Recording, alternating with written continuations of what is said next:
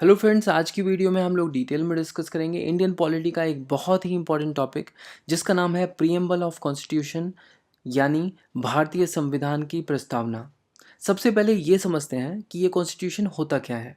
तो constitution basically set of rules, principles या फिर गाइडलाइंस होती हैं जिनके बेस पर देश की गवर्नमेंट या फिर इंस्टीट्यूशन काम करते हैं। उस देश में रहने वाला आम नागरिक हो या फिर सरकार, सभी को इस कॉन्स्टिट्यूशन के दायरे में रहकर ही काम करना होता है। इनफैक्ट कौन नागरिक है और कौन नहीं, वो भी हमें इस कॉन्स्टिट्यूशन से ही पता चलता है। अब ये जो सेट ऑफ रूल्स या फिर गाइडलाइंस हैं, यानी ये कॉन्स्टिट्यूशन, ये रिटन हो सकता है या फिर अनरिटन। पूरे वर्ल्ड में टोटल 195 कंट्रीज़ हैं। इनमें से 5 या 6 कंट्रीज़ को छोड़ दो तो बाकी सभी कंट्रीज़ के पास रिटन कॉन्स्टिट्यूशन है। यानी अराउंड 190 कंट्रीज़ के पास पूरी तरह से एक रिटन डॉक्यूमेंट यानी ये कॉन्स्टिट्यूशन है। और इनमें से 70% देशों के कॉन्स्टिट्यूशन एक प्रियम्बल के साथ शुरू होते हैं। अब ये प्रियम्बल क्या है, और यही तो हमारा आज का टॉपिक है। आप सभी लोगों ने कभी ना कभी कोई कुकरी वीडियो देखी ही होगी। इन शोज़ में कोई भी डिश बनाने से पहले ये बताया जाता है कि इस डिश को बनाने के लिए कौन कौन से इंग्रेडिएंट्स का इस्तेमाल किया गया है। 2-3 टेबल स्पून हरा धनिया और 1 हरी मिर्च। और आंटी, नमक? नमक स्वादानुसार नमक ले लेंगे। हमारा जो कॉन्स्टिट्यूशन है वो भी कई सारे इंग्रेडिएंट्स से मिलकर बना है। इन इंग्रेडिएंट्स का नाम है sovereign, socialist, secular, democratic, Republic, justice, equality और फ्रेटर्निटी।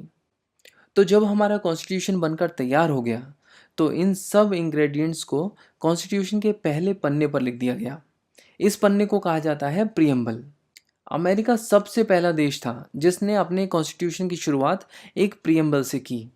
बाद में इसी प्रैक्टिस को बहुत सारे देशों ने फॉलो किया, इंक्लूडिंग इंडिया। इंडियन कॉन्स्टिट्यूशन का प्रियम्बल ऑब्जेक्टिव रेजोल्यूशन के बेस पर तैयार किया गया है। अगर आपको ये नहीं पता कि ऑब्जेक्टिव रेजोल्यूशन क्या है तो आप ध्यान से सुन नहीं रहे हो मेरी बात।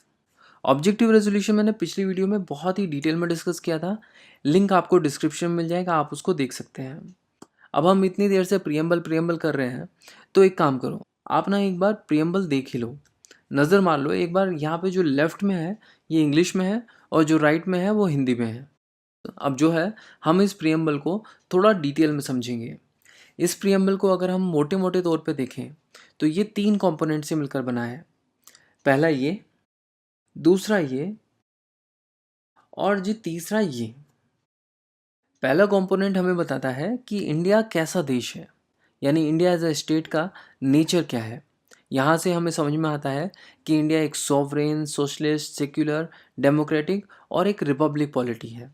इसके बाद दूसरे कंपोनेंट में हमें हमारे कॉन्स्टिट्यूशन के ऑब्जेक्टिव्स के बारे में पता चलता है, यानी कि हम अपने कॉन्स्टिट्यूशन से एक्चुअली में अचीव क्या करना चाहते हैं। जैसे कि सभी को जस्टिस मिले, सभी को बराबर का दर्जा मिले, आपस में भाईचारा हो, वगैरह वगैरह। और प्रियम्बल के तीसरे कंपोनेंट में हमें देखने को मिलती है एक डेट, जो कि है 26 नवंबर 1949। ये वो डेट है जिस दिन कॉन्स्टिट्यूशन को अडॉप्ट किया गया था, यानी वो दिन जिस दिन कॉन्स्टिट्यूएंट असेंबली ने ड्राफ्ट कॉन्स्टिट्यूशन को एक्सेप्ट कर लिया था। इसके अलावा इस प्रेमबल में एक बात और नोटिस करने वाली है। एक बार आप ये हाईलाइटेड पोर्शन को एक साथ पढ़ो। We the people of India hereby adopt, enact and give to our self this constitution. इसका मतलब हमें प्रियम्बल से ये भी पता चलता है कि ये कॉन्स्टिट्यूशन हम भारत के लोगों ने अपने आप को दिया है। इन वर्ड्स का बहुत ही इंपॉर्टेंट मीनिंग है।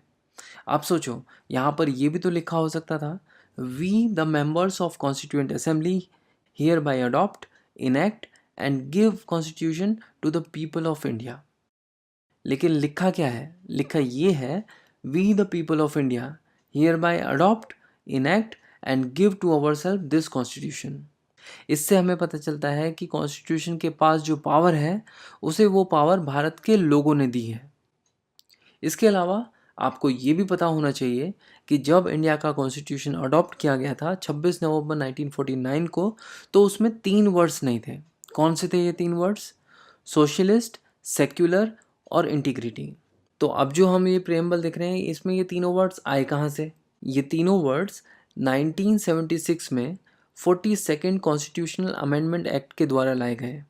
तो सबसे पहली टर्म हमारे सामने है सोवरेन। ये जो टर्म है सोवरेन, इसे डिराइव किया गया है लैटिन वर्ड सुरेनस से।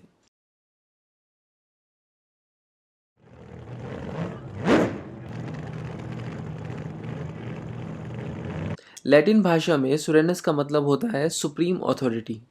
यानी अगर एक स्टेट के पास डिफाइंड टेरिटोरियल एरिया में सुप्रीम अथॉरिटी है तो उसे एक सोवरेन स्टेट कहा जा सकता है। सोवरेनिटी दो प्रकार की होती है, इंटरनल और एक्सटर्नल। एक्सटर्नल सोवरेनिटी का मतलब होता है कि ये स्टेट किसी दूसरे स्टेट के दबाव या कंपल्शन में अपने डिसीजंस नहीं लेता, बल्कि अपने डिसीजंस इंडिपेंडेंटली ले सकता है और कोई दूसरा स्टेट इसमें इंटरफेयर भी नहीं कर सकता।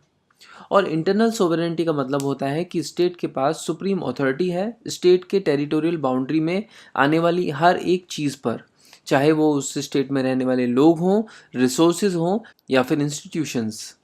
इंडिया एक सॉवरेन स्टेट बना 26 जनवरी 1950 को, जब ये कॉन्स्टिट्यूशन इम्प्लीमेंट हुआ। हमारे प्रियम्बल के रेस्पेक्ट में सॉवरेन शब्द का अर्थ ये है कि इंडिया एक इंडिपेंडेंट स्टेट है, ना ये किसी दूसरे स्टेट की कॉलोनी है और ना ही डिपेंडेंसी, और ना ही किसी दूसरे स्टेट की डोमिनियन। इंडियन टेरिटोरियल बाउंड्री के अंदर सुप्रीम अथॉरिटी सिर्फ और सिर्फ इंडियन स्टेट की है और इंडियन स्टेट अपने इंटरनल और एक्सटर्नल अफेयर्स कंडक्ट करने के लिए पूरी तरह से स्वतंत्र है। अब हमने ये तो देख लिया कि इंडिया एक सोवरेन स्टेट है जिसके पास सुप्रीम अथॉरिटी है इंडियन टेरिटोरियल एरिया पर। But being a sovereign state, क्या इंडिया किसी दूसरे देश की टेरिटरीज को एक्वायर कर सकता है? तो इसका आंसर है हाँ। Being a sovereign state, India दूसरे देशों की टेरिटरीज को एक्वायर कर सकता है और चाहे तो अपनी टेरिटरीज किसी दूसरे स्टेट को भी दे सकता है। और ऐसा करने के लिए इंडिया को किसी दूसरे स्टेट या ऑर्गेनाइजेशन की मंजूरी की ज़रूरत नहीं होती है। अगर एग्जाम्पल के तौर पे देखें तो दादरा नगर हवेली, गोवा, दमन दीव और पौंडीचेरी कुछ ऐसी फॉरेन टेरिटरीज थी जिसको इंडिया ने एक्वायर किया है। अब यहाँ पर एक और चीज़ देखने वाली है कि इंडिया बहुत सारी ऑर्गेनाइजेशंस का पार्ट है, जैसे कि UNO, Commonwealth of Nations etcetera. UNO का मेंबर तो इंडिया 1945 में ही बन गया और इसके बाद 1949 में इंडिया ने ये भी डिक्लेयर कर दिया कि इंडिया कॉमनवेल्थ ऑफ नेशंस का मेंबर बने रहना चाहता है, जिसका हेड ब्रिटिश क्राउन है। तो क्या ऐसी ऑर्गेनाइजेशन का पार्ट बन के इंडिया ने अपनी सोवरेनिटी कॉम्प्रोमाइज़ तो नहीं कर दी? जी नहीं। इंडिया इन ऑर्गेनाइजेशन का पार्ट अपनी मर्जी से बना है और जब चाहे इन ऑर्गेनाइजेशन को छोड़ भी सकता है। और इन ऑर्गेनाइजेशन का पार्ट बने रहते हुए भी इंडिया एक सॉवरेन स्टेट है, क्योंकि इन ऑर्गेनाइजेशन के डिसीजंस इंडिया के लिए बाइंडिंग नहीं है। कहने का मतलब इंडिया के ऊपर किसी भी तरह का कंपल्शन या दबाव नहीं है कि इंडिया को इनके डिसीजंस मानने ही होंगे। अब देखते हैं नेक्स्ट टर्म जो है डेमोक्रेटिक। ये मिलके बना है दो ग्रीक वर्ड से, डेमोस और क्रेटिया।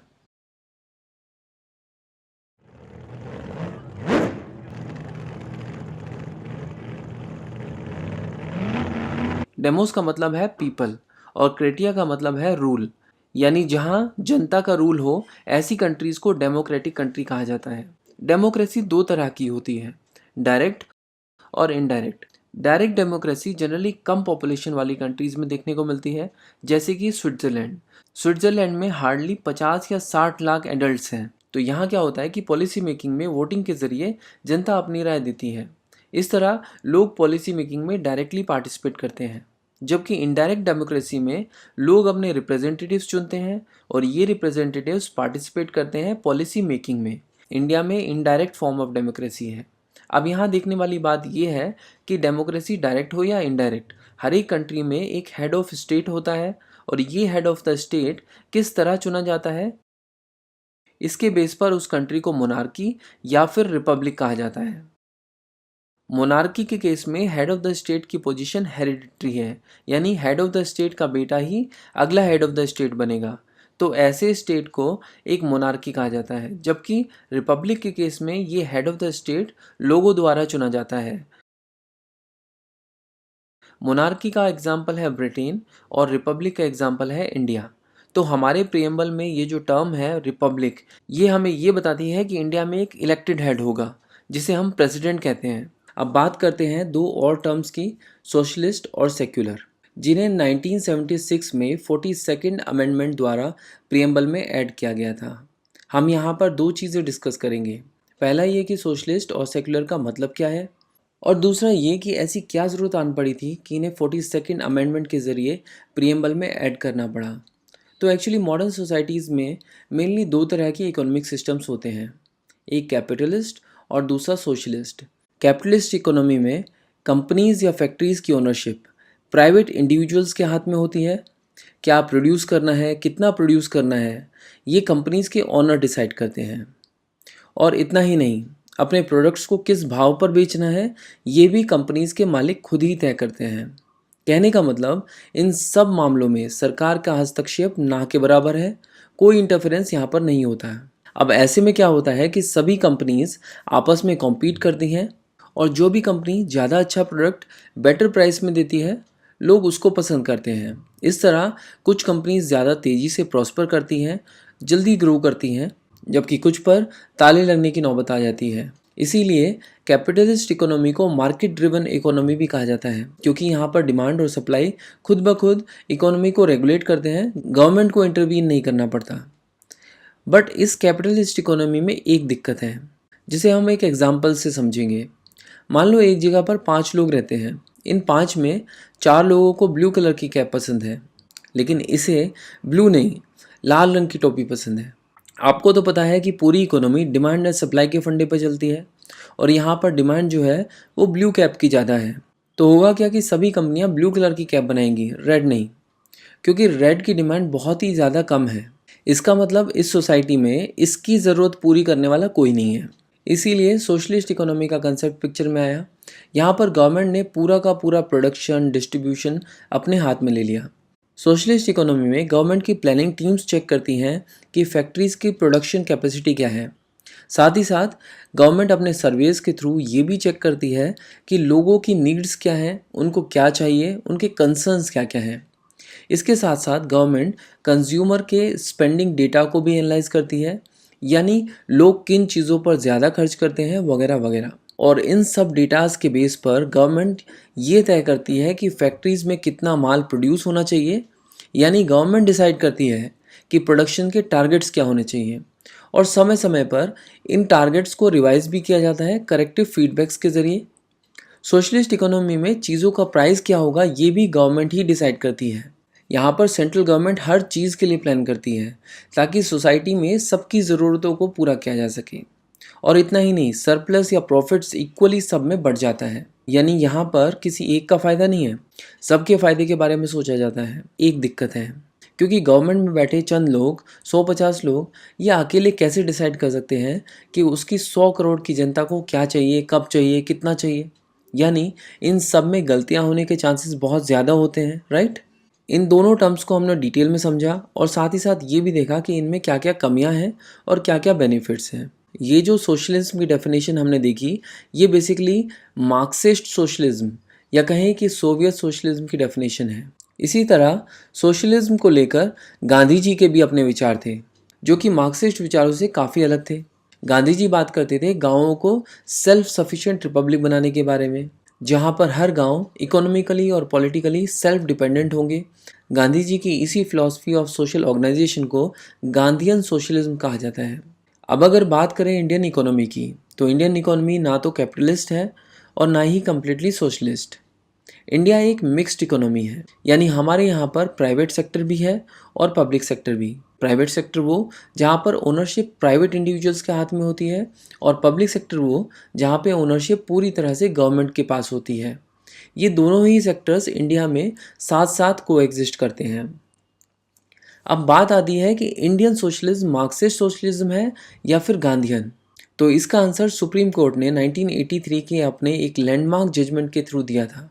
सुप्रीम कोर्ट ने 1983 में डीएस नकारा versus union of India case में अपने लैंडमार्क जजमेंट में कहा था कि Indian socialism basically Marxist socialism और गांधीयन सोशलिज्म का परफेक्ट ब्लेंड है, जिसमें कि झुकाव जो है वो ज़्यादातर गांधीयन सोशलिज्म की तरफ है।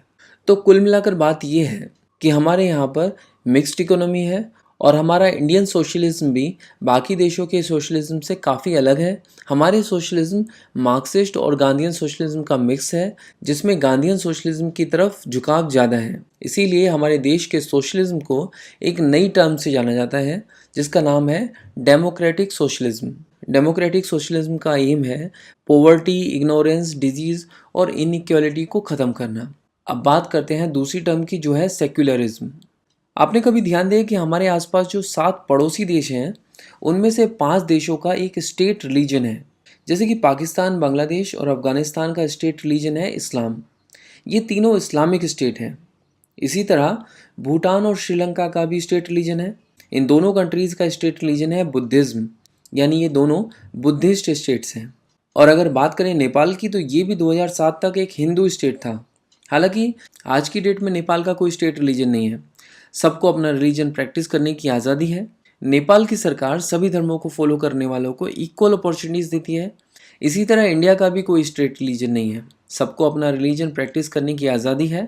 भारत सरकार सभी धर्मों को फॉलो करने वालों को इक्वल अपॉर्चुनिटीज़ देती है और धर्म के बेस पर किसी भी तरह का कोई भी भेदभाव नहीं किया जाता है। बेसिकली एक देश का रिलीजन को लेकर क्या नज़रिया है, इसके बेस पर उस पर्टिकुलर स्टेट को 3 टाइप्स में डिवाइड किया जा सकता है: एथिस्ट स्टेट, थियोक्रेटिक स्टेट और सेक्युलर स्टेट। थियोक्रेटिक स्टेट्स वो स्टेट्स हैं जहाँ किसी एक धर्म को स्टेट रिलीजन घोषित कर दिया गया है। हमने इनके एग्जाम्पल्स ऑलरेडी देखे हैं। सेक्युलर स्टेट्स हम उन स्टेट्स को कहते हैं जहाँ किसी भी धर्म को स्टेट रिलीजन घोषित नहीं किया गया है और जहाँ सबको अपना रिलीजन प्रैक्टिस करने की पूरी आज़ादी है। अब बच गया एथिस्टिक स्टेट। एथिस्टिक स्टेट वो होते हैं जहाँ किसी भी तरह की रिलीजियस एक्टिविटीज़ को अलाउ नहीं किया जाता है। For example north Korea. यहाँ पर अगर आप इस्लाम, क्रिश्चियनिटी और हिंदुइज्म या फिर कोई भी रिलीजियस एक्टिविटी करते हुए पकड़े गए तो गवर्नमेंट आपको पनिश करती है। अब बात करते हैं प्रीएम्बल के दूसरे कंपोनेंट की, जो हमें बताता है कि हमारे कॉन्स्टिट्यूशन का ऑब्जेक्टिव क्या है। प्रीएम्बल के दूसरे पैराग्राफ से हमें ये समझ आता है कि हमारे कॉन्स्टिट्यूशन के 4 मेन ऑब्जेक्टिव्स क्या क्या हैं। सभी सिटीजन्स को जस्टिस, लिबर्टी, इक्वालिटी और फ्रेटर्निटी देना। किसी भी डेमोक्रेसी के सर्वाइवल के लिए बेयर मिनिमम रिक्वायरमेंट है कि वहाँ के सिटीजन्स को एटलीस्ट जस्टिस तो मिलना ही चाहिए। ये एक ज़रूरी रिक्वायरमेंट है अगर हमें हार्मनी और पीस को बनाए रखना है। सोचो अगर लोगों को जस्टिस ना मिले तो क्या होगा? लोगों के अंदर इनसिक्योरिटी आ जाएगी। तारीख पर तारीख, तारीख पर तारीख, तारीख पर तारीख मिलती रही है, लेकिन इंसाफ नहीं मिला मिलोड, इंसाफ नहीं मिला। और अगर ऐसा होता है तो देश का पतन हो सकता है, क्योंकि ऐसे में लोग खुद न्याय करने के लिए अलग अलग तरीके ढूंढेंगे, जो कि बहुत ही गलत होगा। और इसीलिए इंडिया के कॉन्स्टिट्यूशन में फर्स्ट प्रायोरिटी दी गई है इंडिया के हर एक नागरिक को सोशल, इकोनॉमिक और पॉलिटिकल जस्टिस देने की। हमारे कॉन्स्टिट्यूशन मेकर्स ने 1917 के रशियन रेवोल्यूशन से इंस्पायर होकर सोशल, इकोनॉमिक और पॉलिटिकल जस्टिस को प्रीएम्बल में जगह दी है। सोशल जस्टिस का मतलब ये होता है कि ये स्टेट की जिम्मेदारी है कि अगर किसी सेक्शन ऑफ सोसाइटी के साथ कुछ गलत हुआ है तो उनको कुछ प्रिविलेजेस के जरिए अदर सेक्शन ऑफ सोसाइटी के साथ लाया जाए। फॉर एग्जाम्पल, हमारे देश में डिप्रेस क्लासेस और विमेन को दशकों तक सप्रेस करके रखा गया। इसीलिए ये स्टेट की जिम्मेदारी बनती है कि प्रॉपर रिजर्वेशंस के जरिए इन्हें भी बाकी सेक्शंस ऑफ सोसाइटी के साथ लाया जा सके। इकोनॉमिक जस्टिस का मतलब होता है कि सरकार की नज़र में सब बराबर हैं, चाहे आप करोड़पति हो या फिर आप पॉवर्टी लाइन के नीचे रहते हो। इस सोशल जस्टिस और इकोनॉमिक जस्टिस के कॉम्बिनेशन को डिस्ट्रीब्यूटिव जस्टिस कहा जाता है। और पॉलिटिकल जस्टिस का मतलब है कि सभी नागरिकों को इक्वल, फ्री और फेयर अपॉर्चुनिटीज़ मिलनी चाहिए पॉलिटिकल प्रोसेस में पार्टिसिपेट करने के लिए। हमारे कॉन्स्टिट्यूशन का पार्ट 3 और पार्ट 4 यानी फंडामेंटल राइट्स और डीपीएसपी हमें पॉलिटिकल, सोशल और इकोनॉमिक जस्टिस इंश्योर करता है। अब बात करते हैं हमारे कॉन्स्टिट्यूशन के दूसरे ऑब्जेक्टिव की, जो है लिबर्टी, इक्वालिटी और फ्रेटर्निटी। रॉसी ने एक बार कहा कि इंसान पैदा तो आज़ाद होता है, मगर हर जगह उसे बंधनों में बांध के रख दिया गया है। रॉसी का ये आइडिया फ्रेंच रेवोल्यूशन की फाउंडेशन बना। लिबर्टी, इक्वालिटी और फ्रेटर्निटी भी फ्रेंच रेवोल्यूशन के डोमिनेंट प्रिंसिपल्स थे। इन आइडियाज़ ने इंडियन नेशनल मूवमेंट के लीडर्स को भी इन्फ्लुएंस किया, इंक्लूडिंग अम्बेडकर। और इसी कारण लिबर्टी, इक्वालिटी और फ्रेटर्निटी भी हमारे कॉन्स्टिट्यूशन के ऑब्जेक्टिव्स बने और आपको ये प्रीएम्बल में देखने को भी मिलते हैं। अब बात करते हैं लिबर्टी की।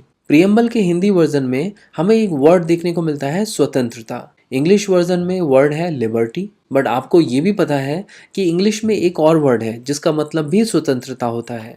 वो वर्ड है फ्रीडम।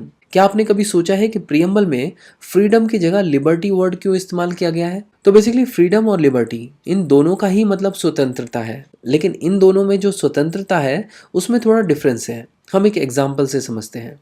1947 में इंडिया को फ्रीडम मिली, ये जो फ्रीडम थी ये इंडिया को ब्रिटेन ने दी थी। कैसे दी थी? ब्रिटिश पार्लियामेंट में गवर्नमेंट ऑफ इंडिया एक्ट 1947 पास करके।